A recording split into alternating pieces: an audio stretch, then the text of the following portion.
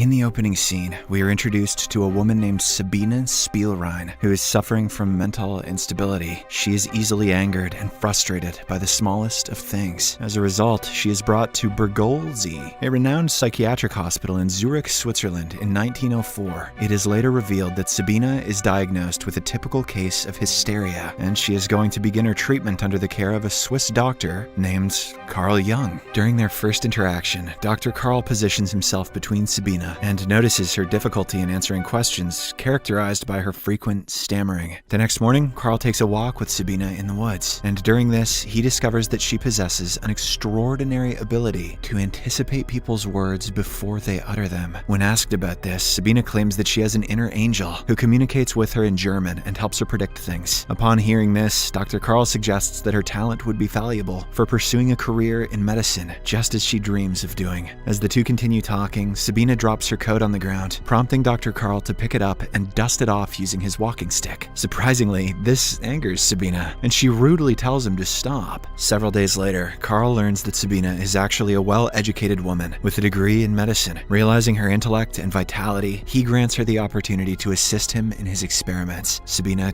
cannot believe that she's going to work with such a renowned scientist, so she accepts without any hesitation. The scene then shifts to Carl's wife, Emma, who has recently given birth to a beautiful baby girl. Excited about this, Carl visits the delivery ward to see his newborn. However, he notices his wife's unhappiness because she had hoped to deliver a male child as she had promised. In response, Carl consoles Emma, urging her not to entertain such irrational thoughts. Amidst these events, Carl and Sabina continue their talking sessions, during which he unveils the root cause of her condition. He explains that Sabina's problems started when her abusive father humiliated her. He used to punish her on the backside and forced her to kiss his hands. This actually aroused Sabina, and she began to seek out any form of humiliation. Even the act of Carl striking her coat with his walking stick earlier had provoked excitement in her. With this strange revelation, Dr. Carl arranges a meeting with Dr. Sigmund Freud, a renowned Austrian physician, in order to discuss their patients and to determine the most effective path towards their recovery. As the doctors engage in their conversation, they begin to share their views and analyze one another, leading to a lengthy discussion that stretches on for 13 uninterrupted hours. Despite this, the boys are not tired, and they decide to meet each other very soon. Looks like we're headed for a Freudian three-way, and the ego's got nothing to do with it. Later, Carl meets Sabina and tells her about his conversation with Dr. Freud. As their conversation unfolds, the two discover their shared interests and become much closer to each other. One day, Dr. Freud has to go on an urgent business trip, so he writes a letter to Carl requesting him to look after a patient named Dr. Otto Gross, an unstable psychoanalyst known for his brilliance and womanizing tendencies. In the letter, Dr. Freud provides all the details about Otto, including the peculiar fact that he resorts to biting when he becomes angry. For the sake of their friendship, Carl obliges without any hesitation. He then attends a session with Otto, hoping to use his therapeutic talking method to help the patient. During this, Otto reveals his lustful nature, boasting about his numerous mistresses and the children he has fathered with them. He also advises Carl to have some extramarital affairs of his own. According to Otto, having multiple partners keeps a person fit and healthy, while having only one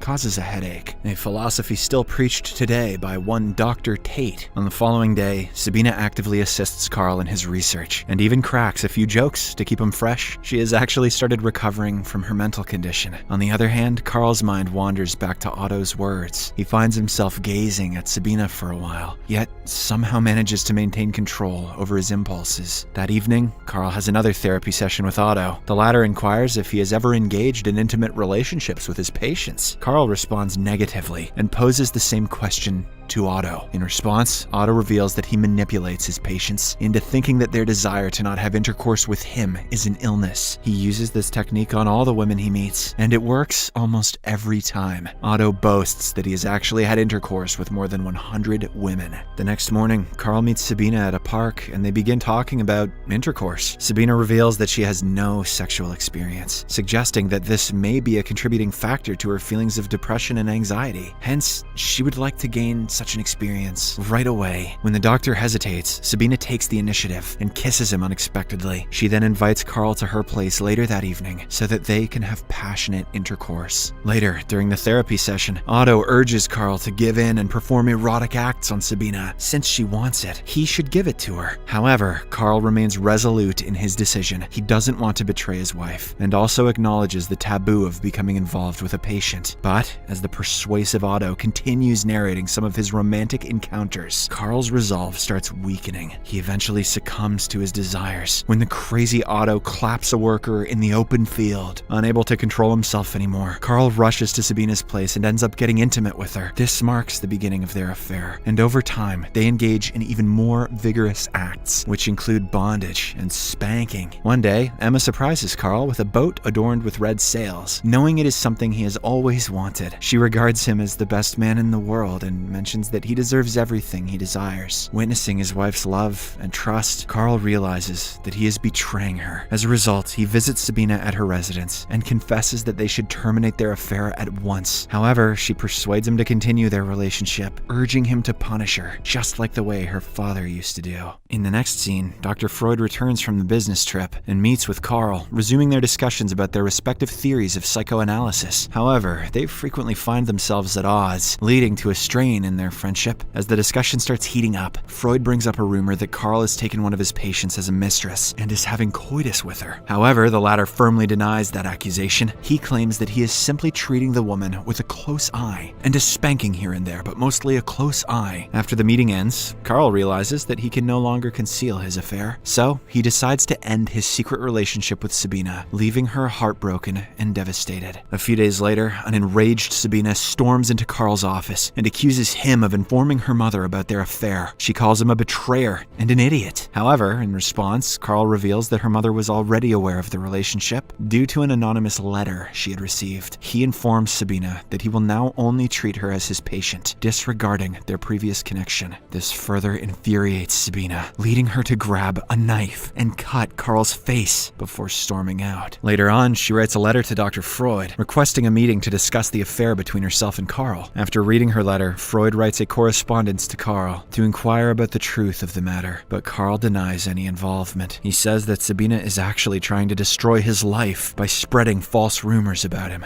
Okay, Google, what theory is Carl Jung best known for?